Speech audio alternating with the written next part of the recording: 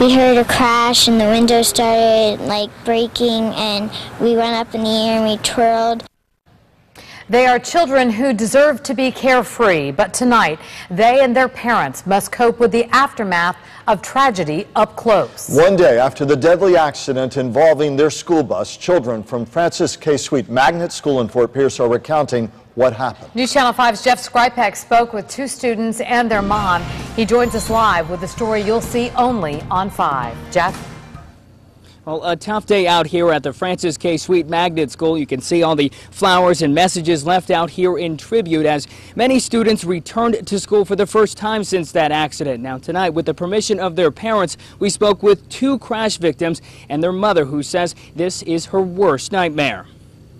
It's a scene where school children face the reality of losing one of their friends. We heard a crash and the window started like breaking, and we went up in the air. A bus packed full of elementary school students mangled by the force of a semi. We got hit.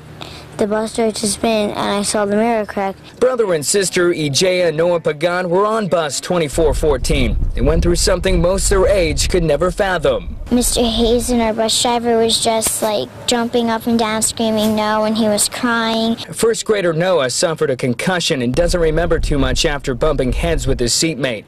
His fourth grade sister, Ijaya, hurt her leg and remembers it all. Classmates injured and bleeding, tears streaming down her face, and the loss of her friend, Aaron Beauchamp.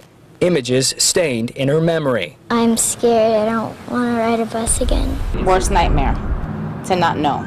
Even for 10 minutes, to not know if one of those children were yours. Parent Marlene Pagan is thankful her children didn't spend much time at the hospital. She says she trusted bus driver Al Hazen and doesn't understand what led to the crash. Pagan says her daughter told her there were extra kids and extra stops this month. Somebody's bound to not have a seat belt. Somebody's bound to have to be a third person in that row of seats, which is not supposed to be.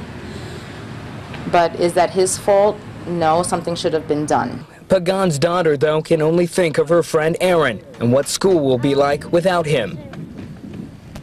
Now, the parent we spoke with tonight, like many of the other parents we spoke with off camera, is a little hesitant about allowing her children to get back on the bus. She says she's going to try to give them a ride for as long as she can, but with her having to go to work, eventually the kids will have to get back on the bus. For now, we are live in Fort Pierce. Jeff Skripek, WPTV News Channel 5.